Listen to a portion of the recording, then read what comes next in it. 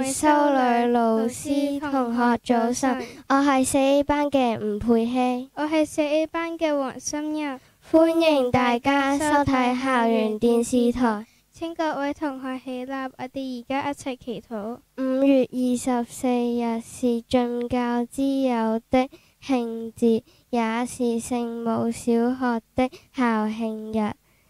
讓我們懷着感恩的心，感謝聖母帶領我們每一位來到聖母小學讀書，為這一切，因為我們誠心感謝天主。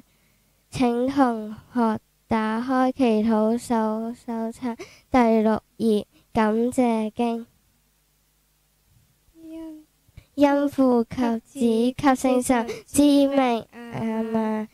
全能仁慈的天主，我們感謝你賞賜給我們的一切，因為你是我們的天主，永生永活。阿們。呀，我們的在日，請為我們祈禱，因父及子及聖神之名，阿們。各位同學請坐。今日有一段影片，請同學細心欣賞。大家好，歡迎大家收睇我哋嘅節目《奇夢中的聖人》，我係4A 班嘅黃靜提，我係4A 班嘅周妍嘉。我哋上一次嘅節目就認識咗耶穌嘅養父聖若瑟點樣回應服從天主喺夢中嘅啟示啦。咁我哋今集又會認識邊一位聖人？而佢又因為天主俾佢嘅奇夢而做咗啲咩事呢？呢一位聖人都好特別㗎。耶穌喺夢中顯現俾佢嘅時候，佢仲未係一位教友，而耶穌顯現俾佢並唔係叫佢做啲咩嘢啊，而係想讚賞佢做愛德嘅行為。佢仲做咗一件好重大嘅決定添。哇！我好想知道佢嘅故事係點啊！咁我哋唔好再等咁多啦，而家即刻去片啦。聖馬爾定喺公元316年左右，生於位於現時匈牙利嘅潘諾尼亞，爸爸媽媽都係教外人。馬爾定嘅爸爸係軍官，所以佢喺15歲嘅時候，爸爸就強迫佢加入軍隊。喺嗰陣時，佢雖然仲未係一位教友，但佢嘅生活方式已經同隱修士相同。有一日，馬爾定出去，當時正寒冬，喺城門口遇到一個窮人，衣不蔽體，渾身顫抖，向過路嘅人乞討，不過完全冇人留意到佢呢一個窮人。當馬爾定見到之後，對佢產生憐憫嘅心，諗住俾啲錢佢，點知發現自己冇帶錢，就拔出寶劍，將自己嘅外袍割為兩邊，將一半送俾嗰個窮人，另一半就留俾自己着。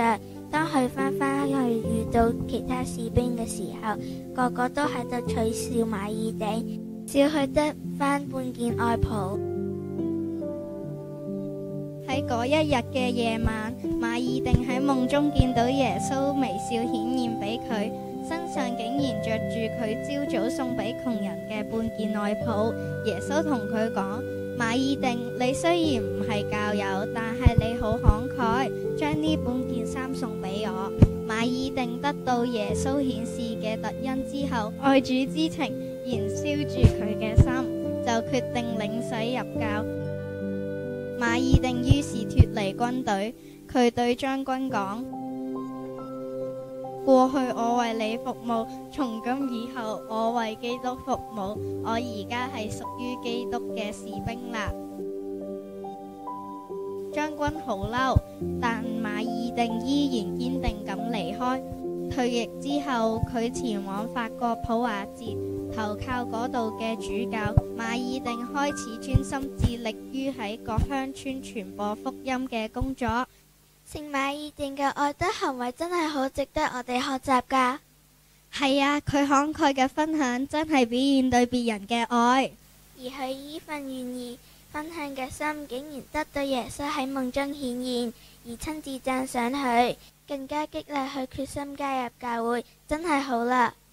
讓我哋都以聖馬爾定為學習榜樣，當見到身邊有需要嘅人時，都主動咁伸出援手，俾佢哋感受到天主俾佢哋嘅愛。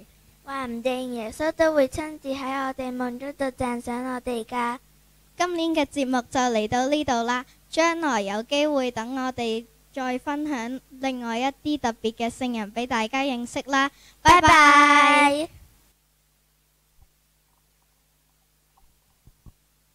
多謝各位觀賞，主佑大家。